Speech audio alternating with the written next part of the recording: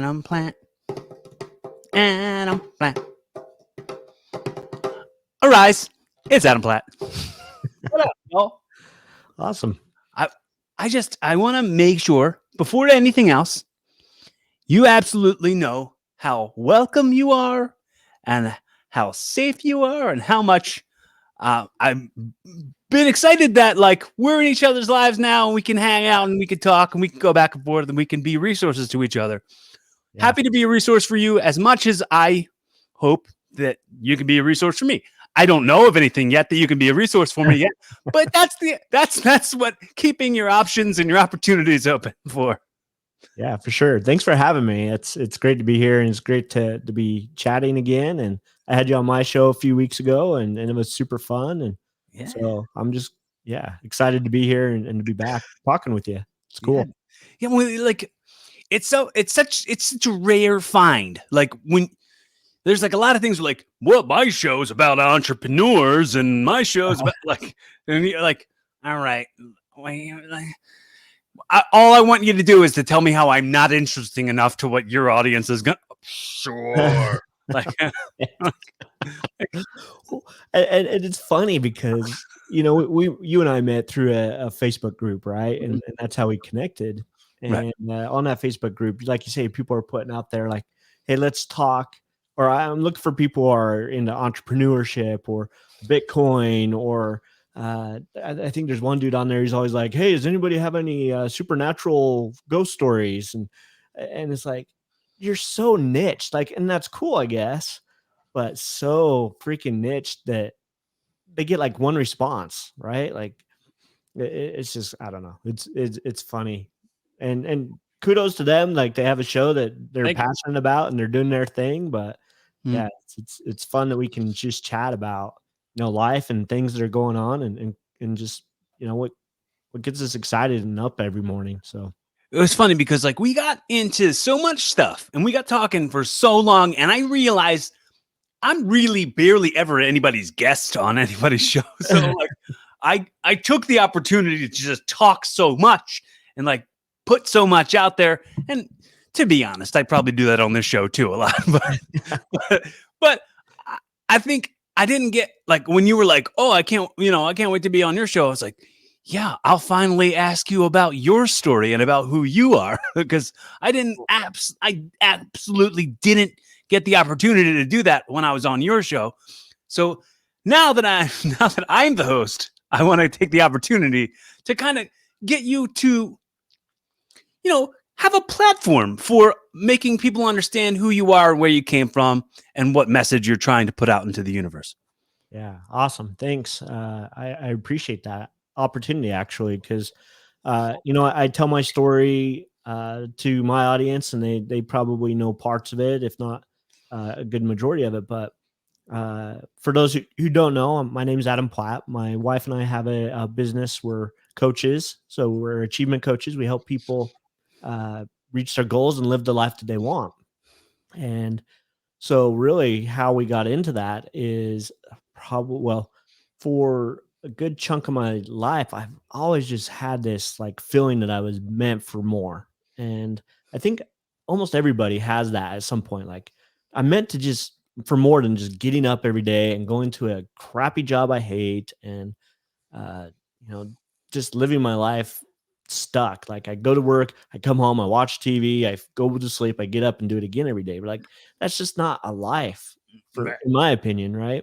Right. That's that, there is a certain amount of population of the world who's content in that. Sure. There is a lot, there are many people who live their lives regular every day who just go, my goal was to find a really good job and I found the job that I think is good enough. And there's lots of people who that job is what they love. Some people are engineers and they just love going and creating stuff and making stuff and engineering stuff. Some people love, whatever. But for me, I think a lot of people, they go to work and maybe it's a good paying job. Maybe it's a crummy job. It doesn't pay worth anything, right? Maybe you're flipping burgers at McDonald's or something. I don't know. But I think everybody at some point says, is there more out there for me? And that's where I was in my life. So I think everybody kind of, at least to some extent, maybe it's greater for some people and less for others, but at some point they feel like, is there more than just this, daily grind where I feel like things are just, I'm going through the motions, It's right? monotonous. Yeah, it's Monotony. monotonous. Mhm. Exactly. And so I just wasn't feeling fulfilled. I wasn't happy. I also have a childhood full of, I had a learning disability. I was very shy because I felt like I was a stupid kid, and I just didn't think I would ever amount to much. And so I had a lot of self confidence and self esteem issues around that. Luckily, I met a beautiful woman who, we fell in love. We got married, All and right, all right. You don't have to put yourself over and say about how beautiful this woman is. We get she's it. All right. beautiful. No, But, sorry, go ahead. Now no, he's bragging, folks. Everybody, he's bragging. He's bragging about. He's but like, Well, okay, but she really inspired me and had a lot of, faith in me, and right. she pushed me to be better. And so, I went out there and I started doing things and making things happen. And we had children. We actually have 5 daughters in, our home, and so, That's- it's a house full. But I Yeah. had this still this kinda in the back of my mind, this thing like I'm a failure because, with 5 kids, they're expensive. Kids are expensive. And, I didn't feel like I was making the income I wanted to support my kids and my family like I should. And so I Mhm. felt like this kind of failure, like I was letting everybody down, and I really started to get into a dark place in my life. And this was about 7 or so years ago when, right after we had our youngest kids, which are twins. So we have, twin daughters that are 7 years old. And it was at that point that I was at the kinda lowest point in my life, and I was very depressed, feeling like I was letting my family down. And at that point, there's one day I remember coming home from work, and I was in what my wife called one of my moods, where I was just in a bad place. And Mhm. so, she could tell I was in one of my moods, and so she, as kindly as she possibly could, said, "Hey, I think I'm gonna take the kids over to my parents' house." She didn't live very far away, and just hang out for the night or for a little while, a few hours, and let you just kind of work through whatever is going on in your life. Mhm. And so she left with the kids, and of course, she wasn't trying to abandon me. She just thought, just Just be give you a moment to evaluate your feelings and your situation. Yeah, just be alone with my thoughts and Mhm. work through some stuff. But I took it as she didn't love me. She didn't want to be with me. She thought I was just this grumpy, ornery person, which I was. But it really, in my mind, I started thinking, these horrible thoughts of maybe the world would be better without me. And so I started, plotting and taking, or coming up with a plan to take myself out of this world. And I remember sitting there in our room on the bed where I was getting ready to, uh, activate this plan to take myself out of the world, kill myself, basically. And this very distinct thought came through my mind. And I don't, I know that it wasn't necessarily my thought, and you can call it, a higher power, you can call it God, you can call it the universe, whatever it was, but something other than myself said, very came into my mind and said, "What will your wife and your kids do without you?" And that just really hit home. And so that was kind of I guess, a turning point in my life where I'm like, something needs to change. Can I ask, Yeah. what were your plans? Like, what was the idea? What did you have, like, mapped out? What were you Yeah. going to do? Good question. And that is a part of this story I don't you normally share because I don't want people to get ideas. But my Right, wife, because you're absolutely not advocating it. I would not say by asking you that I'm saying, like, here's a method. Here's yeah, a method yeah, you didn't think of. Everybody try this. Everybody try you this who's going through some garbage. yeah. No, but So it's just out of the like the means, the resources that you went through, the mental Rolodex to get you to where that would be a result. yeah, The permanent result, permanent permanent solution to a temporary problem. right, exactly. And I had gone through multiple things that I could do, but the one I came up with, because I probably was a chicken at the time, was my wife had been through a number of surgeries in the last couple years, and she had just a bunch of Percocets and some high Lord tabs and stuff like that. So I was just gonna swallow a bunch of pills and fall asleep and not wake up. So that was my plan. And they were all sitting there, and I don't remember what all was there. I don't even remember what they if any of them were. I'm sure in a high enough dosage, they probably all would have hurt me Mhm. to some Right. extent, but Is there there was probably like combination, accumulation? Yeah. 4 or 5 different bottles of prescription drugs um, that I was just I was gonna just take them and lay down and fall asleep. So I Mhm. figured my wife would be gone most of the night. By the time she came home, I'd be gone. So yeah, so that's what happened, or that's what I was going to do. And Right, then right. the thought came to my mind about what my wife and kids do, and it was at that point that I decided, something needed to change in my life, and I didn't know what that was. I just knew that something had to change, and I knew that something had to change within myself because uh, at that time I was living in this victim mindset of it was everybody else's fault why I wasn't happy, right? It was my wife's fault, it was my boss's fault that I wasn't making the money I wanted, it was my parents' fault for how they raised me, it was my it was, whatever, like all the things we tell ourselves and try to Mhm, blame on everybody else. mhm. But it was at that time that I realized that I needed to take some responsibility for where I wanted to be in life. And again, I didn't know what that was, I didn't know how to change, I didn't know anything other than something needed to change. And fast forward a little while later, my wife and I got some tickets to a conference, a seminar, a self help seminar, and I wasn't exactly happy about it because my parents gave them to us. And And you were still in the middle of, like, trying to blame them? well, Eh not really. Just I just didn't know if that was the thing, right? Like they gave it to us for Christmas, and so normally they come over on Christmas Day and they give us money, which money's always a good thing. But Yeah. this particular Christmas, they like, hey, I know we usually give you money, but we got you these tickets to this that my sister wanted them, so my mom just bought them for all of us siblings and our spouses who wanted to, Mhm. who she thought would like to go, and Right.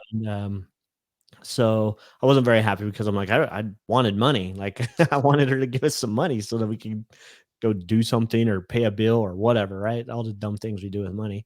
Right. Uh, so I wasn't very happy. So that was Christmas. The seminar wasn't till it was like April, sometime in the spring.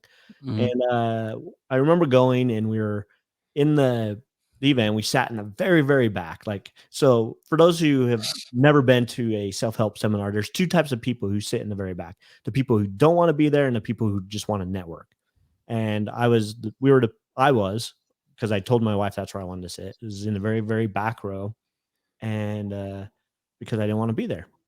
But as the speaker got on stage and he started saying something, he said something that clicked, and I don't remember what it was, but something I'm like, "Oh my gosh, that's what I've been looking for." That was the light bulb went off, and it was at that point that it was a 3-day seminar, so a whole weekend, and we went to all 3 days, and it completely changed my perspective on my life, who I was, what I was doing. I stopped thinking I had to blame everybody, and I just started taking responsibility for what I wanted, where I wanted to go, and from there, we were hooked on self-development, and we just started going to events, reading books, buying online courses, like, we just started going crazy, and it's been a wild ride, but, the cool thing is as we worked on ourself, me and my wife, we as we worked on ourselves, like, we changed our inside, our thoughts. We got rid of the as much of the negative thoughts that we had, and we became conscious of those things, and as we did that, we noticed that our relationship improved significantly. We noticed that we started getting things that we wanted in life, reaching goals and things started happening. But the biggest thing we saw is the impact it had on our kids, our daughters. Like I said, we have 5 daughters, and we started seeing them uh, being like, oh, there's something different about mom and dad, and they would start asking us questions, and we'd start telling them, hey, you can put up a vision board and you can create this vision of what you want your life to become, and you can work at it and you can take action and you can, all this stuff. And they're like, "Oh, I want to do that. I want to start doing this and that." And we just Mhm. saw this huge impact on their life. And even our at the time, like our 4-year-old is like, she's 10 now, but she's like, "Hey, I want to put up a vision board, so a goal on my wall, and I want to do these amazing things." And she still does to this day. She has her own vision board, but it's just amazing. And they started making impacts on their friends and the people that came in contact with. And so it was just this big, huge ripple effect. So it was just What all kind of things are on it? What kind of things are on a 4-year-old's vision board? it's funny. And they were simple things like I'm going because she had twin sisters Mm. that were, like 1, 2 years old. And so she's like, I'm going to help mom and dad watch the twins, and I'm going to help them learn how to, potty train and things like that. So, I mean, there were simple things. Now her things are um, more academic or whatever. Like she's like, I'm gonna read so many books a month, or I'm going to, things like that. Now that she's 10, but yeah, it's just little things like that. And even the twins, they're 7 now, and they have a few things on their wall too that Mhm. like I'm going to be nice to my sister. I'm going to be uh, not rude to my parents, things like that. But it's just Would you have to be a little bit more specific when you say "nice to my sister," considering all you have is sisters? yeah. Well, for them, it just, I guess they do have, I guess, nice to my sisters, and they're not always very good at reaching that goal every day, but Right, right. uh, Well, it, it's we're all imperfect beings with work to right. do, sir. We gotta you gotta forgive yourself, Yeah. and I hope that you got to that point where, like you said, you felt unworthy, Yeah. you felt like a failure in some way. I want to know, like, besides just reading stuff, what you start feeling would when that happened. Like for me, when it came to that, for me was like developing and stuff. Like the thinking about things was one thing, but I think like I kept reading that stuff and I kept seeing that stuff, like think it and vision it, but then I didn't get it to like feel what it feels like, Yeah. to know that you deserve it. And the fact that Mm. like you found a woman who had some kids with you. You know what Yeah. I mean? Like I know, you that's deserve amazing, that. isn't it? You deserve that love. You deserve that love from those kids. Like imagine what the world would have been like 7 years ago if you had exited, right? So like that makes you go, wow, like appreciate even more every single moment since then. And what a bonus it has become. Like when it came to like when I came back to wrestling from my major surgery, I was like, huh, this is all a bonus. This is all a bonus. This is Right. amazing how I get to do all this bonus stuff. Neat. You Well, know? that's a good point, right? Like it's all in our perception and how we view those types of things in our life, because our perception creates our reality, and our reality creates emotion, and emotion creates our you know our thoughts, and that's what causes us to take action. So um it really comes down to that perception, and I love that perception that Mhm. you just talked about, where you come back from your surgery and you're like, man, this is a bonus. Like I get to keep doing what I love doing, wrestling. I get to instead of like it's over, it's done, I got to figure something new out. I You get this bonus time. And Right. I wanted to kind of go back to, you said that you had a learning disability. yeah, And were you a sped kid? a sped kid, no. Yeah. No, you weren't in special ed? Oh yeah. So we in Utah where I lived, we called a resource, but yeah, it Okay. was basically special ed where yeah, we get extra help with our homework, and Yeah, teachers would sit down and read with us and stuff. I learning disabled kid myself. So Got with that what do I deserve and that imposter syndrome that you were kind of referring to, I have that validation hole that needs to be, to be filled, and I seek attention, and I gotta get a laugh for stuff, and I gotta go above and beyond, and I gotta stand out, and I gotta be Corey Castle. I gotta seek attention. like like I only want to be mix in the fact that like it was a show for a while with the fact that like I knew I wanted to be something that would be a role model to somebody who was me when I was younger. Yeah. Like I check in all the time, and I hope you do this too. I Yeah. check in all the time with my younger self, and I'm like, dude, you'd be so proud. I hope you see what I'm doing. I hope you understand that all that struggle, all that shit time, all the time, like, Mhm. like we went through some stuff, man. Like Yeah. single mom welfare. Like it was a bunch of siblings. So I mean, I can absolutely like hear you when you say like your kids need you, and like I can really feel that when you said like where would your wife and your kids be without you, and like the fact that you can you can you can like accurately pinpoint the moment where you're like, well, how am I so selfish? I gotta. Right. And instead of beating yourself up for being selfish, which would just like make you go, well, I've already decided. So Yeah.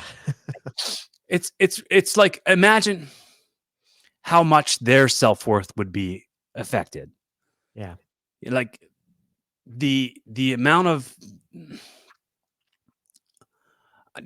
I'm so glad that you're able to inspire on the other side of that. And I, you know, if, and I want to make sure this point's made, and I'm sure I made it on your podcast, and I said it a million times on this podcast. If you ever feel, for any reason, like you just need a friend or judgment-free conversation, you don't even have to know me. I'm not a hard person to get a hold of. I'm an actual human who will communicate with actual humans, and we will discuss anything you want to talk about. I'm here for it. I'm not hard to get a hold of. No, that's amazing that you put that out there because there are so many people who are suffering and they need that. And I don't know how many people have taken you up on that. I hope if people are struggling that they really have reached out to you if they've seen your show or they've heard that you put that offer out there. I've made Because some pretty good friends. that's awesome. It's not the amount that matters. It's Yeah. the quality of it, and I say it all the time, and I hope you understand like how much I appreciate the currency of your effort. The currency inside of effort is more valuable than the zeros in your bank account. Yeah. I Yeah, I I love that. That's cool. I just want to make sure anybody who like listen, dude, if you spend any time listening to anything I've got to say, I've absolutely got all the time in the world to listen to what you've got to say, judgment free, absolutely judgment free, because like I'm putting this out there. I'm putting this effort out. I'm putting this message out there, and I'm putting this effort out there because like all I ever want to do is make you happy. Like, well, Yeah. Yeah. it's like I want to be happy. So if I could be happy by making you happy, if that's on a personal level, cool. I'm down with it. Like That and like I said, that's so amazing that you are willing to put that out there, and that your purpose in the show and what you're doing is connecting with people and just striving to make them happy and feel better about themselves and where they're at in their life. Because there's a lot of people that need that. There's so many people out there. I just did an interview for my podcast a couple weeks ago. I just released it this last week, but it was when about a woman who lost her son to when suicide. you say that, I'm sorry, Adam. Well, we're gonna cut. We're gonna go back. I'm gonna cut that part. I'm not cutting anything out. I'm kidding. But say all of that again, but this time when you say I did an interview for my podcast, insert name of podcast. Check it out on and do shameless Gotcha. plugs, shameless plug inside of your story Yeah, about the woman who was on your podcast. yeah. So on my podcast, it's called Take Unleash it. Your Greatness. Unleash Your Greatness podcast, which is my podcast. And you can find me on Apple or Spotify or Google or Stitcher. But yeah, on my podcast a couple weeks ago, I interviewed a woman who lost both her father and her son to suicide, and her son, she lost just not even 2 years ago. It will be 2 years in, I believe, March. And so it's very fresh still. And she wrote a book about it, of how she's healed from that. But part of our discussion in that is the rising suicide rates in the country and around the world. Here in Utah, it's the number one killer for teens right now, and in the country, it's the second for teens. It's the number two in the nation of America for teens taking or for the death of teens in any way, and suicide is up by 16% since COVID started, that's a staggering amount of numbers for people who are struggling right now. Because the ability to go out of the house is the ability to escape from your solidarity, and in the not being able to distract yourself. I've said this a million times. I have it written in a book somewhere that I was just scribbling in a book when I was talking about the amount of happy distractions. It's like, don't stay distracted, but be distracted enough to remember that joy exists, so that you can. I just always break down the word enjoy. So like it's joy, but like honestly, be in joy, be inside of joy as you're enjoying something. And so happy distractions is what I call it. That's awesome. Yeah, I love that. And and some people would call that being or having gratitude, like being distracted by just what you're grateful for, or different things. But I love that, being in joy, right? That's great. And you're right. There's so many people that aren't in that joy right now because they don't have that way of going out and being in nature, or connecting with other people, or they feel isolated because of everything. Even though we have all this technology where we can connect more easily digitally, they feel more isolated because they can't go out and meet, talk to people, to interact with people. And there's a lot to be said about actual interaction with other people. So I think that's a big deal right now.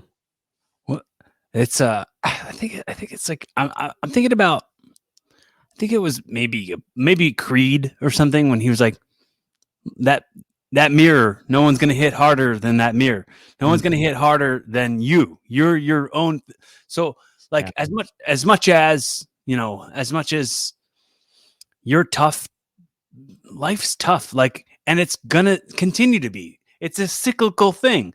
Stuff's always been hard for people. Stuff's always going to be hard for people.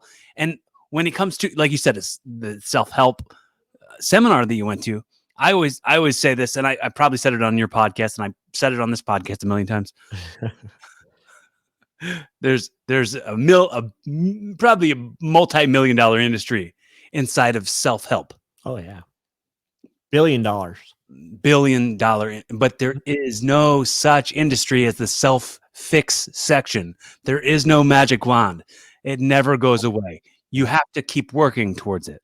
You have to keep learning things. You have to be ready. You have to be ready for all the things you want. You can't just want things and then get them, because then you can't handle them when they're there. So like, you gotta keep working. That's a thing I referenced earlier when I said I'm an imperfect being who's got work to do. We all are. We all, like, there's nothing but work to do. Yeah, and for sure. I'm inspired by you, and I hope that, I mean, that's kind of what your job is, to be inspiring. But well, I hope so. But thank you. I appreciate that. So does it get to the point, like, sometimes when they're like, oh yeah, like like, you do the stuff you enjoy for a living, then it becomes a job, and then it's monotonous. Does that apply more, or does the, if you do what you love, then you never work a day, and you're like that? We're just juggling cliches here on. Right. Yeah. I mean, there's days, and I'm not a perfect, like you say, I'm imperfect like anybody, just like you were saying. And there's days I wake up and I'm like, oh man, I've got to do some editing on my podcast. I've got to get that done because it's got to release tomorrow or whatever. That's what I've been doing today, is working on my episode for tomorrow that's supposed to drop tomorrow. And sometimes it's it's work, right? And I don't always love it, Mhm. but when I get really down into it, and it's like, I have a bigger purpose, I have a bigger mission, and that mission is I'm going to help, hopefully, affect and inspire other people to not go through what I went through with wanting to take their life. And so when you have that mission and that purpose in life, then yeah, it's not something you love doing. Like, I don't love editing. I don't love uh, doing all the back end stuff. I love this. Like, I love connecting with people. I love doing interviews. Mhm. But it doesn't mean that I love all the other stuff that you got to do. But I do it because I know it's important, and that's how I get my message out. That's how I connect with people and hopefully inspire them to be better. So, um, Keep on beating that positive drum. that's the goal. And like you said, life is hard, right? Like, Yeah. it is hard, but it's when we are faced those hard times in our life that we really truly know or figure out what we're made of. Right. So I could look back on my experience of wanting to almost take my life, Mhm. and I could be like, um, I was just in a bad place, and I could blame it on, depression, and maybe I need to go see a therapist and get some drugs and all Mhm. this stuff. Or I could just say, I could look at it and say, what can I learn from that? What can I do to move past that to be better? Because there's always going to be something that's worse than that. Like, in that situation, uh, I guess if you put it in perspective, no matter what anybody is going through, somebody else is probably going either A, gone through it, or B, going through something even worse. And This, what's weird? It's like I was, and this probably has more application inside of pro wrestling. So uh, forgive me if this doesn't make sense, oh, but I'm gonna say like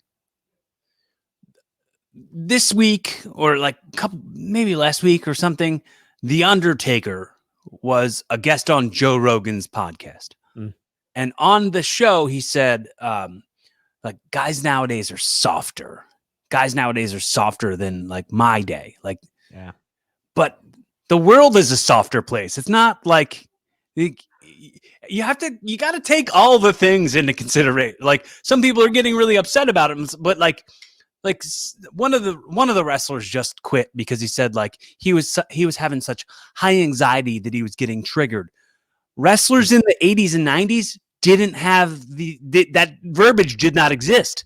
right, yeah, And the thing, I probably said it on your podcast, I said on my podcast all the time, you never know what you want until what you want staring you right in your face. When I was a little kid, I said I wanted to be a pro wrestler, and I said I wanted to be a comedian. Being a podcaster wasn't a thing yet. That's something. yeah. We did talk about that, and that's Right. true. Yeah, So, you're exactly right. so, like, what you want's not going to find you unless you're like really working towards it, or you're really wanting to make a difference. And if that difference is very locally or very globally, I'm quoting Biodome here. Have you ever seen Biodome? A long, long Featuring time ago, man. It's been a while. featuring featuring Pauly. I'm a huge comedy nerd. I love like buddy comedy movies. I don't But even know that Pauly Shore's done anything in like 20 years or something. dude, I don't he want. just he got a new Netflix Did he show, a movie that just came really? out. It's Wow. called The House Guest. Huh, Um, but that's funny. it's just it's classic Pauly, man. Yeah, It's oh this yeah, classic Pauly, sure. yeah. Yeah, Well, Biodome, man. Whew, that's a blast from the past. yeah, man. No, such a nerd. But did you? What was I going to ask you? The um the ability to separate things for you, as far as like what's like something you can like kind of like the whole old like do as I say, not as I do, and maybe like I find myself at points going like, oh, I talk about all this evolving stuff, and I talk about all this like working on myself stuff, and then I'll find myself as a feeling like maybe I'm a hypocrite if I feel like stuck on something, and it's like I am I false advertising, like, and I get myself in still in that like imposter mode where I'm like, oh well, am I saying like, oh, I'm gonna have a podcast and I'm gonna have guests on and I'm gonna listen, but then I'll just talk over them the whole time, and I'm like, am I really being the example here? Am I really being? Do you have moments like that? Oh yeah, I think everybody does. I think even people who we would consider at the top of their game or whatever, I think they still have moments like that where they're like, uh, uh, I know that there's people out there who are like, this is what you got to do to be successful, and da da da da, and they list off their morning routine and stuff, and then you know the next episode on their podcast or whatever, they're like, it was tough for me to get up this morning and do what I say you need to be doing, Mm. and I think everybody does, right? Like it's uh, we the real goal is, can we just be one step ahead of the people that we're trying to reach? And that doesn't mean that we don't sometimes take a step back and be like, because there's times where I'm like, yeah, do this and this and this, and then like the next day I'm like, I didn't do that, right? Like it just happens, and we're not perfect. So and anybody who tries to portray their life as perfect is lying to themselves and everybody else, right? Well, I mean, social media gives us the opportunity to make our life look like it's a billboard. So Absolutely. people only see what they want the highlights to be. The highlights to be, and I've done this joke a billion times when I say, like, I compare us to birds. We're like, when you compare yourself to other people, you go, oh, that person's got like a lot of money, they got a good job, they got a nice car. So they got it all figured out. They don't got anything to worry about it. Their life's perfect. Like some people be like, oh, some like people who are overweight be like, oh, that skinny person, it's probably so hard for them. It's like, why are you automatically invalidating them because they're not dealing with the same struggle as you? Mhm. Like, when I say I compare it to birds, it's like, birds, they've got the whole sky. Some of them still get hit by cars. Not everybody's got it all figured out. Yeah, true. And that's the thing. Going to your bird analogy is birds have different heights that they can fly to, right? Like eagles can go way higher than a blue jay or whatever. And when you decide that you are the eagle instead of the blue jay, then you remove that limitation of, I'm going to fly at the blue jay level. You decide you're going to fly at the eagle level, right? And you just decide, like, and we can do that. Like, You it's your just life. put a whole other spin on my joke. I like it. Well, and here's the thing, like Yeah. the eagle has different things that he has to deal with than the blue jay does, right? Like Right. he's got There's no song that says fly like a blue jay. Fly like an eagle, because that fly like an that eagle, flies right. high. But the eagle probably has to worry about getting smacked by an airplane. Right. Right? So we all have our struggles. The eagle has his issues. The blue jay has their issues. But like, The bald eagles are like, hey, why do you call me bald? That's the thing I'm sensitive about. Don't call me that. yeah, don't make fun of my baldness. Yeah. But we can decide Right. what we want to do. It's our life. It's our book. We can write the chapters as we want. We just have to decide what we want. Did I say it to you? I talked to you about the accountability wheel, right? Yeah. And so I was like, oh man, I wonder if like he applies that. I hope that like he says that later and uses it in a way, like, because like when you were talking about the amount of times you can blame your parents for raising you the way they did, or blame your boss, or blame your wife for undue pressure on you, or whatever, you can justify things in your head to not take responsibility or take accountability for, Right. like, you're the reason. The common denominator in all of your problems is you. Yep. That's so true. Yeah. Like, man, everybody winds up screwing me over. Do you think it's everybody else's problem that you get screwed over? Right. maybe you got to get yourself in positions where like you don't allow that to happen. Right. Was it? Well, and so when we talk about accountability, is we place our limitations on ourself, right? And that's Mhm. where a lot of this accountability needs to come into play. Is if you are feeling like you're stuck and you can't go any higher, if you can't go to the eagle level, or you can't even go to the hawk level or whatever, right?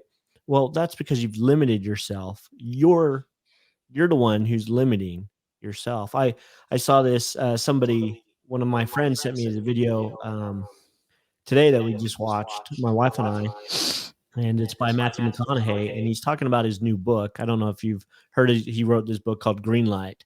I haven't read it yet, but I'm probably going to get a copy and read it because it sounds fascinating. But Matthew McConaughey, the actor, he talks about that in about the roof and how we put the roof on ourselves. We decide that that roof is there and that we can't bust through it. And Mhm. we just have to decide to, instead of a roof, it's a glass ceiling, and we can bust through that glass. And we just have to take our life to the next level. Say, it's a skylight that can open and close. I don't want to break glass. I don't want to make a mess. I Sure. don't want to make a mess. Just open the thing. Sure. You're in your car and you have a sunroof. Yeah, you open the sunroof and you go out. But you know, So go ahead. you said you're from Utah, right? Yep. Are you familiar with the comedy scene there? I Which one are you talking about? I don't. I had a friend on a new friend who I just made. Had him on the podcast. He's a comedian from Utah, Oh, and really? he's so funny, dude. I'm gonna recommend his stuff to you.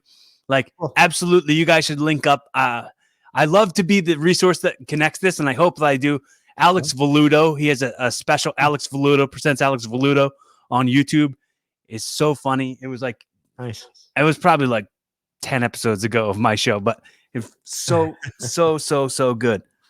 Yeah, I'll have to check it out. Alan Voluto, huh? Alex Voluto. Alex Voluto. Cool. Yes. Yeah, Yes. I'll go check it out. I would like to get you guys connected. Maybe Cool. I'll start a discussion. I wonder where he does comedy at here in Utah. There's a couple places. There's a place called Wise Guys and a few other places, but Yeah, that sounds familiar. Yeah. yeah, it's probably Wise Guys. That's kind of the most popular one here in Utah. So cool. His special's really good. I'll send you the link to that as well. Awesome. That sounds cool. And Utah's known mostly for like the Mormonism and stuff. Did you come up through Yeah. the ranks of that at all? Yeah. So my wife and I are still members of that church. So So what is the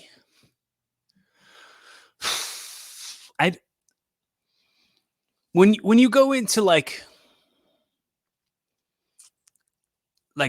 logical way of thinking on things, when you look at like Occam's razor, and when you talk about like life and then like the ending of life, what do you think happens when you die? yeah. So and this is going back, since you brought up the religion, goes back to the religion of the Mormon Church, or the Church of Jesus Christ of Latter-day Saints is what we usually call it. But so we believe there is an afterlife. We believe that after we die, then we go to a waiting place, so a spirit world, which time in the future, when Christ has his second coming, that's talked about in like Revelations and in the Bible, then at that point everybody will be resurrected and they'll be reunited. Their spirit and their body will come back together, and then we'll be judged, and then there will be assigned a place to go and spend eternity, a kingdom, if you will. So the people who did the things that they what in our religion we feel are the things that God or Christ has asked us to do, then they will be with God. So yeah, we feel that there's life after death. We feel that we will be able to be together with our family forever. Some people, that's maybe not the most exciting thing if they don't love their family, but luckily I love mine, and I do want to be with them forever. So, Right. so that's yeah. my belief due to my religious beliefs. Okay. No. Do you take your work, your coaching, and put it towards people in your church and stuff? Do you have opportunities to speak at church and So get in with the community? yeah, I mean, as members in our church, so we don't have a paid clergy in Mm, our religion. So we don't have like a pastor or a preacher that gets up and speaks every week. mhm. We do have a bishop that kind of oversees the current or the local congregation, and he has some other people that help him. But he doesn't get up and speak every week. He does get up and he conducts the meeting, he opens it, and makes announcements and stuff. But then we have people from the congregation that are asked to speak each week, and so my wife and I have had our turns where we've got up and spoke in church, and we do intertwine some stories from like self help. Like my last time that I spoke, it's been a couple months ago. Probably, well, it's been longer than that, I guess. It was before COVID because church has kind of been a little bit different now that COVID's happening. But um, I kind of intertwine like some Thomas Edison stories in there and things like that. So there's definitely some self help that we kind of weave into our whenever we are asked to speak. But we also very much center it on Christ and His message of repentance and faith and things like that. So Now, was that something that was like your parents were into and like your wife's parents were into, or is that something you guys, mutually decided upon in order to raise your daughters in the church? yeah, good question. So both of our parents were members when we were growing up, and so we both grew up in the church. My wife's parents were not always active members, so she kind of went through a stage when she was younger where they didn't go to church and stuff. Um, but we were both raised around the religion, and we do believe that everybody at some point needs to decide if it is true for themselves. Uh, so we strongly are encouraged in our church to not just take the preachers or the bishop or the teachers or anybody's word for it, but to go and ask God themselves and to get that confirmation through the Holy Ghost. So Mhm. I have done that in my life, and I feel that I got a confirmation that it is true, and that that is the path that I should be on. Um, so that's usually the question people are kind of getting at is you were raised in it, so you do it because you were raised, and that is true to a point, but there Yeah, also that's an easy way to invalidate someone's true feelings, like true beliefs. I wouldn't want to do that. I wouldn't want to discount your decisions. Your like yeah, that's your heart. That's your love. That's yeah, not something that can be with anything, dude. It's not just religion. Like if you go, well, like I I I love hoagies. I love sandwiches more than anything. And it's like, yeah, but you just love sandwiches because you were raised with sandwiches. Your dad loves sandwiches. Your dad's dad loves sandwiches. You come from a long lineage of sandwich people. It's like, but I love sandwiches. Yeah, stop. I don't need to hear any more of your sandwich rhetoric. but yeah, no, Baloney.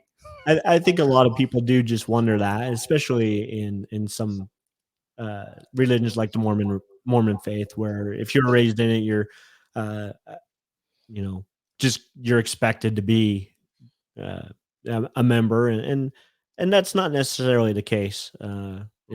In like I say, we're all encouraged in the church to find out for yourself and to gain that knowledge. So Well, like the underlining thing is be love, yeah, be love, true. be kind, be love. Like Yeah. I, I'm a meathead, so when I hear Latter Day Saints, I'm like lats, ladder, like I gotta start Lats. slapping my lats. I'm like, yeah, Uh, I'm Latter Day Saint over here. yeah. But no, but I, dude, I absolutely would not want to. I wouldn't. Okay, so wrestling. I've been a wrestler more time in my life than I haven't been one. Yeah. So with us, for the longest time, we had a code known as kayfabe. I don't know if you've ever heard of that before, but it's basically like kind of like the magician's code, but for pro wrestling. And then we call that kayfabe. And inside of kayfabe, it's like we got to protect the business, meaning like we're not gonna let anybody go, well, that's fake. That's just fake, because like there is a craft to it. We give our lives to it. We give our body, our wellness. We sacrifice holidays, birthdays, weddings, funerals, miss all that stuff and give it up for our love for what this business is. Yeah. Pro wrestling is my religion. but it's like we do all of that, but then someone goes, that's fake. So not only are you saying that everything I've given my life to isn't worth anything, you're saying that I'm not anything. Yeah. Like, don't invalidate me that way. Right. Give it a chance, I guess. You know what I'm saying? Like, so with that and with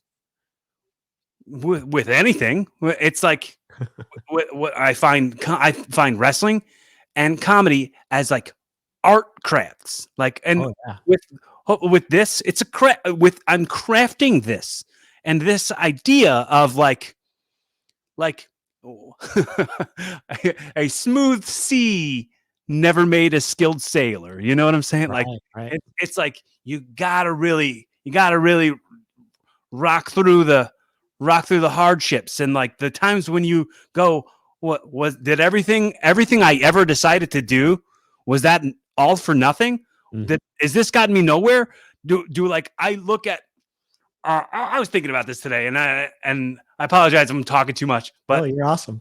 I was, I told you this, like I've been working with my friend Scott, working for his dad's heating and air conditioning company for like the last 6 months, right? I've been doing that since like most film sets shut down, so I couldn't really act anymore, and so I started doing this like grunt work, which obviously it's just a means right now, but while doing it, I was today on this like crane job where we had to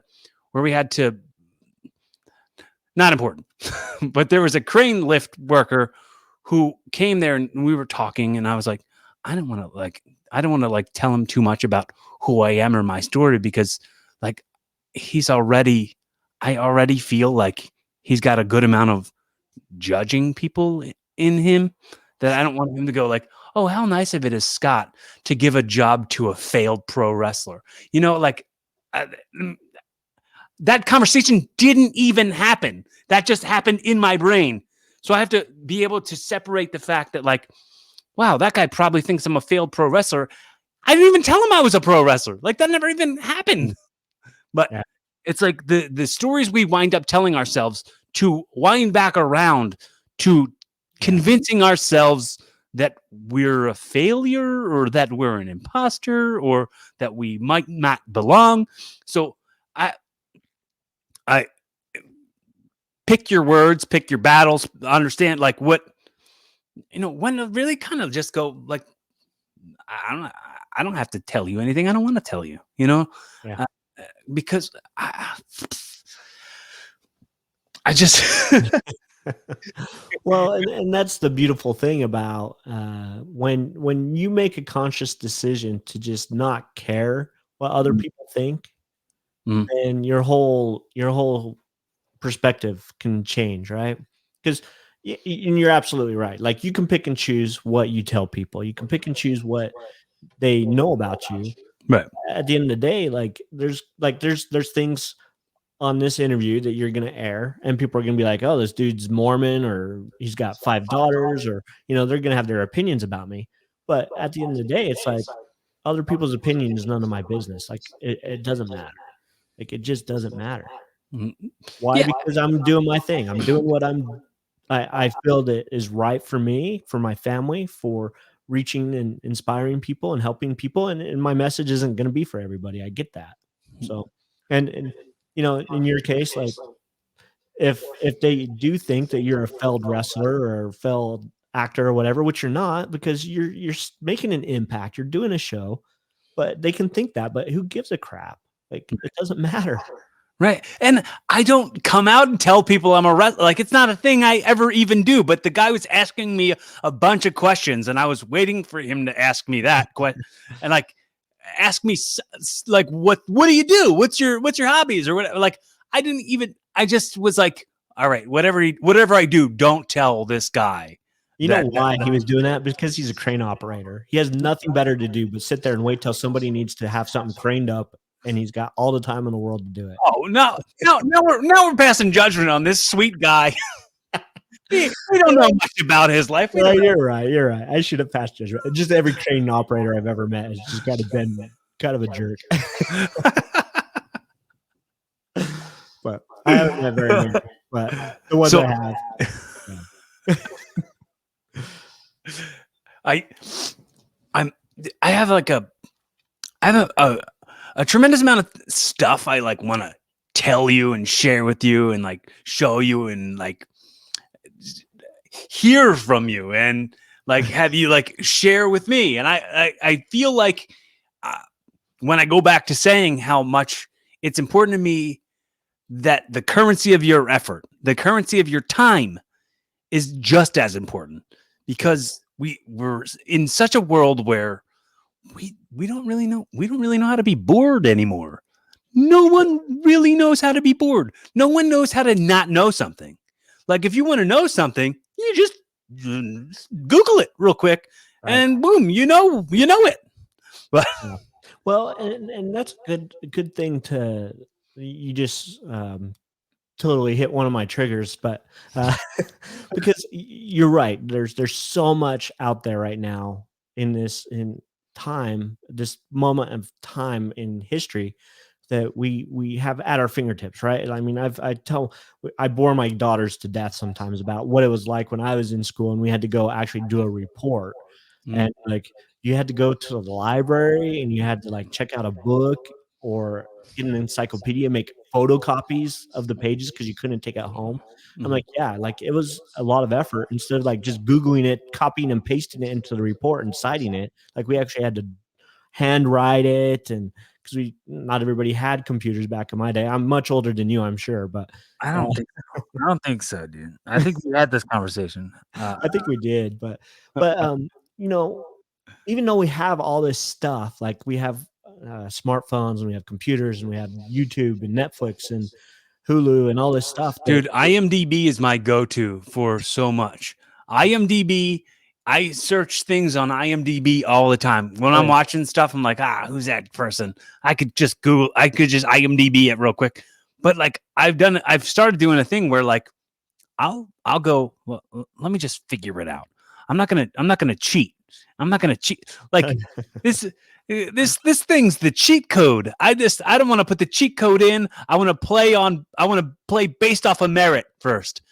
And so I'll just go, this voice is familiar, this face is familiar. How do I know this person? And then I'll just think. And if it's still driving me crazy later, I'll IMDb it. But for the most part, I'll just not know it if I don't know it, or I'll figure it out. And I'm giving myself the grace to go, it's okay to not know sometimes. Yeah, that's true. And I think what's so important about that is because we have so much information and it is right at our fingertips. Like you say, I mean, if you want to know about who's in a show or what they've been in or anything, like IMDb is like, it is impressive what they have in there. Like they have everything. They have all of Corey Castle's credits, I'll tell you that. So, like I said, they've got everything. But yeah, I mean, they've got so much stuff on there and so many shows. But it's like that for anything. Like you can look up pretty much anything. I mean, YouTube got me through statistics in college because if I'm like, I don't know how to do this in Excel, like I literally could YouTube it and there's some nerdy dude on the screen all of a sudden telling me how to do something about statistics in Excel. Like we just have all this information, but at the same time, so many people are still so unhappy with what's going on in their life. And it's like, why? Why are they so unhappy? More so than I think, 50 years ago, 100 years ago, 200 years ago, when people pretty much the only thing they had to read was a Bible, or they didn't I even think know how to read, right? I think so many people are so like susceptible to um like I think I talked to you about it before, and you said it earlier, where it's like you kind of allow yourself to be an observer in your life, as opposed to like you're just kind of reacting to the world as it's happening, and not really being the deliberate creator in your existence, and not Right. really like grabbing the things you want and like going, this is mine now. I want to make sure. I want to make sure. I make sure I hold on to this, like, because this is beneficial to me. This is beneficial. Enough people don't do that with information. They hear the information and they go, "Oh wow, that must be fact." Because, like, I heard, instead of like, why not create something? You know, create something. Be something bigger. Be something. Not to say that if you haven't created something, you're not somebody who's worthy of unconditional love, because absolutely everybody is. You're. I think as much as possible, and it's funny because I normally don't have most of my guests. I don't want to say most of my guests, but a good amount of them aren't podcasters, aren't also podcasters. So Yeah. I'll say, like, I absolutely encourage anybody. If you got a microphone, if you got just a smartphone, put some, like, your voice means something. This stuff is outliving us.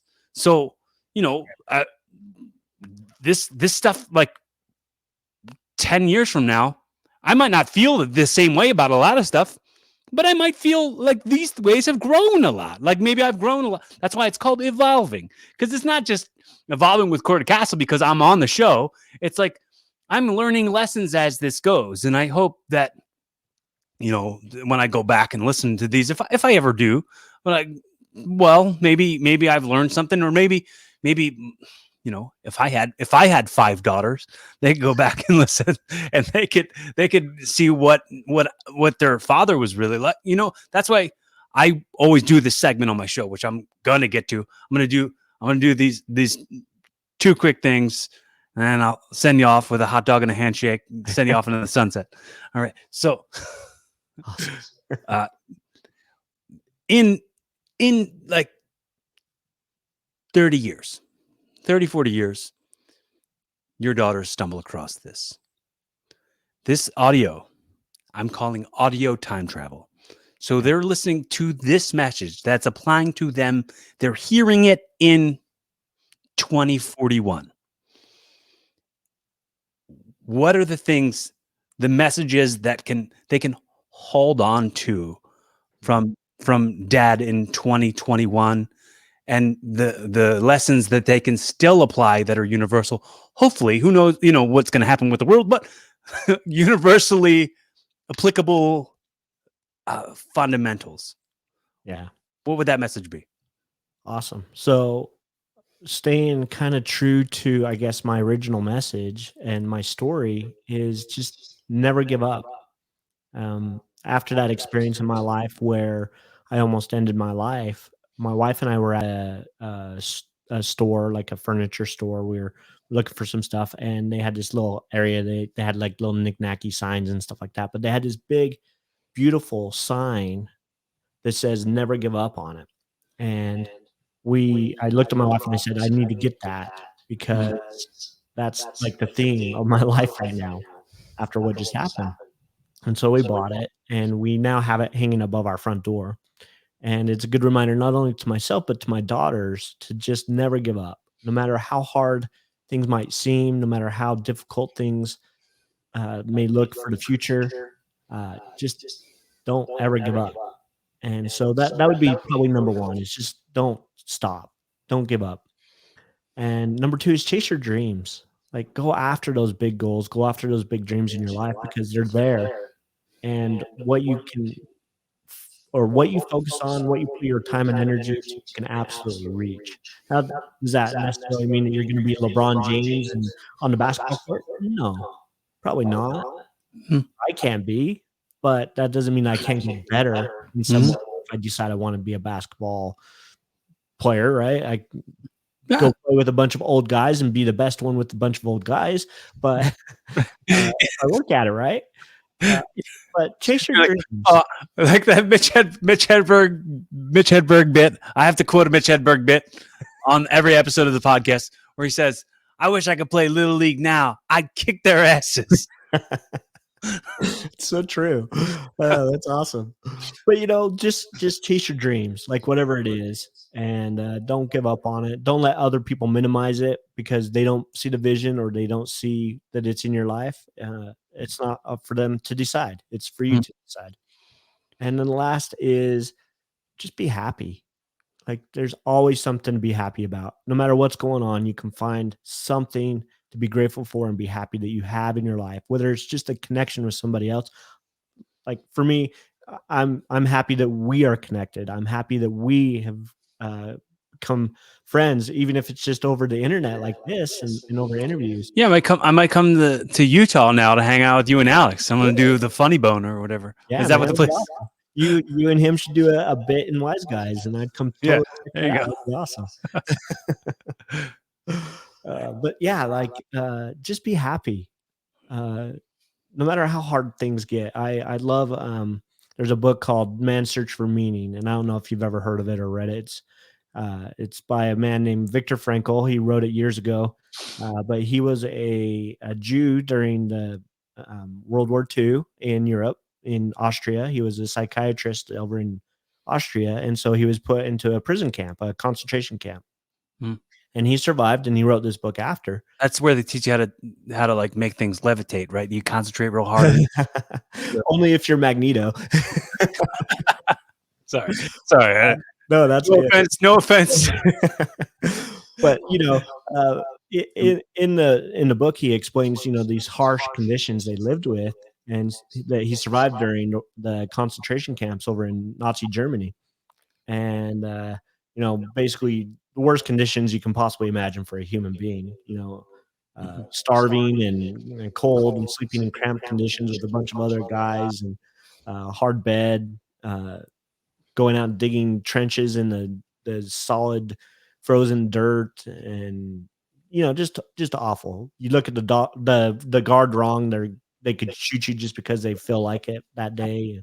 Right. But he talks about how even in those conditions he could be out there digging trenches in the frozen dirt and the sun would be coming up in the morning, and how beautiful the sunrise was, and how they would hear violin music playing sometimes from afar off, and how beautiful it was. So in that type of condition, he was still able to find little things, little moments that he could find happiness in and joy in.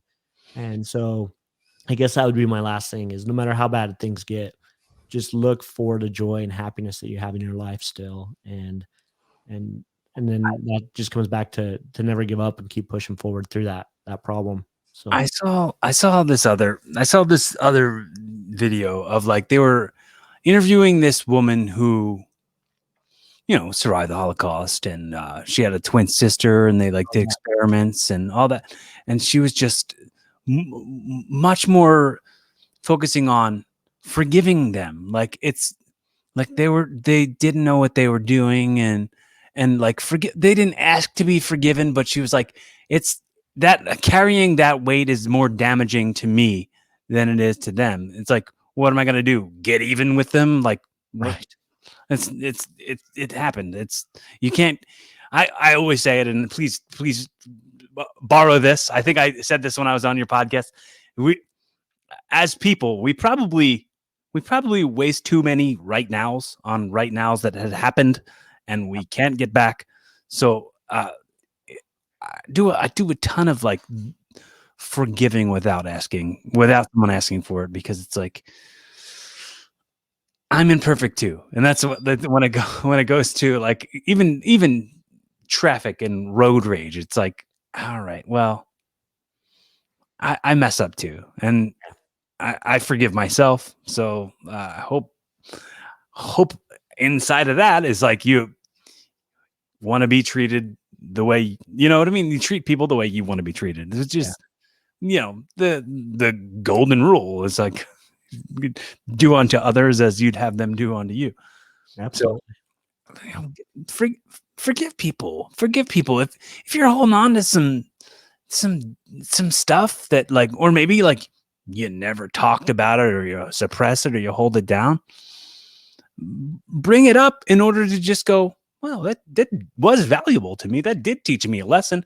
That Yeah. showed me how to. That showed me how to uh, make sure I'm not that way. That showed me how to like all of that.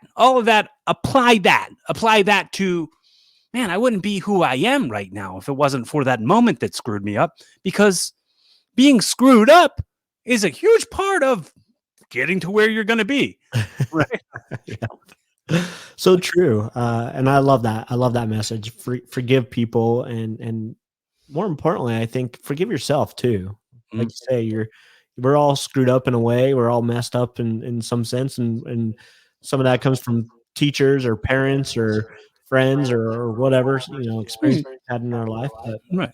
uh, forgive them, and then forgive yourself for whatever might be going on in your life, or what maybe you feel like you failed at, and forgive yourself for it. So I love that message for sure. It's awesome. I always wrap up the show this way. I always say, hypothetically, I've gifted you this podcast, and this one is your first episode, Evolving with Adam Platt. You're going to, at this point, do your very classy Jerry Springer's final thought and tie it all off on a pretty little bow and give it like the message that we can take from this, the life lessons that we can take from this in order to help us evolve into a better version of ourselves tomorrow as we are today. And then after you do it, just to keep it light and silly, do your best Alf impression and say, "Hey, Willie." Yeah. So I don't know how well So that I'm making two really old TV references. Jerry Springer and Alf is the way I wrap it up. Awesome. So I'll be talking about, we used to play jacks down by the soda fountain. It's funny because my kids just found Alf on, what was that? I think it was IMDb or something. Yeah. And they started watching it. They're like, "What is this show?" I'm like, "Oh my gosh, I haven't seen that show for so long." So we actually just watched a few episodes like last week. It's funny. Dude, I also just recently, I started doing this now since we started watching. I did like some watching of the second episode of Alf on here with one of my newer friends. Oh no. And it was like, how freaked out was I? Like when it was like the full body, and it was like, Oh yeah. it was on a little person, but then you saw like the dead head on the side, like it was like a dead Muppet head on the side. But it was amazing that show was on for so long. yeah. Sorry, go ahead. No, you're good. So This is the first episode. So first episode, closing remarks is just go out there and live your life to the fullest, be amazing, and just live every life like. So one of the things you always hear is you only live once. I believe that you should live every day, and so live every day like it's your last, and just be amazing. Everybody has the potential to be great in some way, so tap into that greatness. And I don't remember what's the guy's name, the Alf guy. Willie. Oh, hey Willie. That's probably my best Alf. That was the best one so far. Yeah, I'm sure. So far since we started doing it. Oh man, it's been a long time, and yeah, even seeing Jerry Springer, man. I never watched a lot of Jerry Springer back in the day, but it's been a long time since I seen that show. Oh man, the younger generation doesn't even know who Jerry Springer is. No, not at all. Not at all. Maybe on like retro TV or something, like one of those channels that just plays old nostalgic stuff. Yeah, yeah. Well, it's if you go back and watch, I don't know if you've ever watched America's Got Talent, but he was the MC. He was the host on the very first couple seasons of America's Got Talent, and I don't think a lot of people remember that. Alf was? No, Jerry Springer. I'm kidding. I knew. That'd been funny if Alf was. That'd be awesome. They have they have a show, America. It's for birds. It's For for birds. only for birds to watch. It's called America's Got Talons. That's awesome. But you made me think of a song. There's the lyrics. It's Nako and Medicine for the People is the artist, and this is one of the things I wanted to show you. So if you can find this, listen to the music. It's really great. But the lyrics of the one song, he says, "Don't be afraid to make mistakes. Being human can be great. No matter what is on your plate, be grateful." Nice. So Beautiful. I love it. you wrapped it up in a good little Jerry Springer's final thought way. Anything, dude, I want to give you this opportunity also before I know I just did your podcast and we just did the first episode of Evolving with Adam Platt. But I want to give you the opportunity before we get any further. I know I already said we're wrapping it up, but like if there's anything you want to ask me or say to me, here's your shot. Yeah, just I think one thing that I love talking about you with is one, you keep it super light, and even when we did go into some pretty deep conversation, but we always were able to bring it back and have some laughs, and it's always a super fun pleasure chatting with you and talking with you. I'm super glad that you asked me to come on the show and just have another conversation with you, because our first conversation on my show for my podcast was so fun. And God, I think we went it's like an hour and a half or almost 2 hours by the time we were done. And you were probably late. I think you had a show you were filming that night, and you were probably super late. Your friend was probably like, "Oh, what's going on? Where the heck is he?" Yeah, I got some guff, but I'm all right. my friends got to be water, my friends. Just flow. That's right. Be liquid.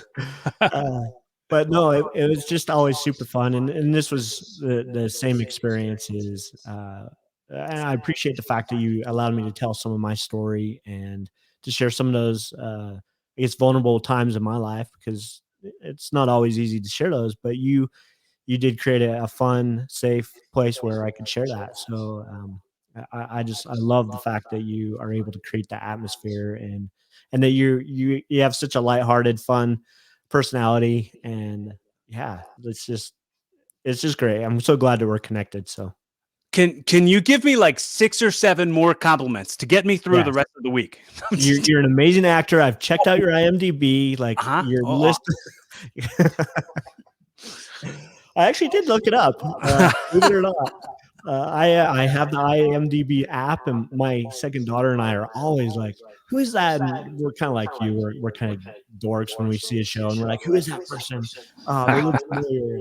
So we'll look it up on IMDb. And That's awesome, man. I appreciate you so much, and I'm happy that we're friends, and I know that this is still just the beginning. I hope we can do several more of these over the years. This isn't the end, and I'm gonna come visit in Utah. I'm gonna connect you with Alex, and be awesome. Anybody who's listening to this, if this is your first time listening to Evolving with Corey Castle, please give me that feedback. Please give me that sweet validation that I crave. please leave a comment. Make sure to subscribe to his show. It's awesome. Yes, please subscribe. I'm not saying yes to the awesome. Sure, I'll take the awesome. Sure, I'm not going to say it. I'm not going to say it's awesome. But I'll give you the opportunity. If you've paid this much attention, if you've paid this much effort into the show, 2 more seconds of effort to just subscribe and follow on Twitter at Corey Castle, follow on Instagram at Corey Castle. Make sure you follow and comment on stuff. I'm absolutely willing to comment back, and we'll exchange thoughts and opinions and judgment-free conversation. I'll be your friend. And go back. There's what, 220 other episodes of the show. Check them out. Subscribe on my YouTube, because for sure now I just got over 100 subscribers, so I got that vanity URL, youtube.com/Corey Castle. And Job. thanks, man. I That's you know awesome. I hope all the best, all the things that you want. I hope you get them, man. You have the day you deserve every day. Absolutely. You too, man. You're out there. You're killing it. 100 subscribers. I long for the day when I have 100 subscribers on my YouTube. My Instagram, I've done pretty well, but my YouTube I've got 19 whole subscribers right now. So, Woo! yeah, and that's after 2 more this week. So yeah, Well, that's 100 subscribers after having that YouTube channel for like 10 years. awesome. Probably most of them came along. Most of them came along when I was just posting like old wrestling videos. So Great. I hope honestly that you can affect as much change as possible in the world and get all that sweet pleasure from it. And I hope to do just as a little bit close to where you're headed. And I'm excited to experience it with you. And I hope that you're having a great life. And I hope that give all my love and my light and my love to your little ones and to your wife. And I bet I imagine they're great people. And I hope if they're listening to this in the future, be fun, have safe, keep evolving. Awesome. Thanks for having me so much. It's been great. Thanks, Adam. It's awesome.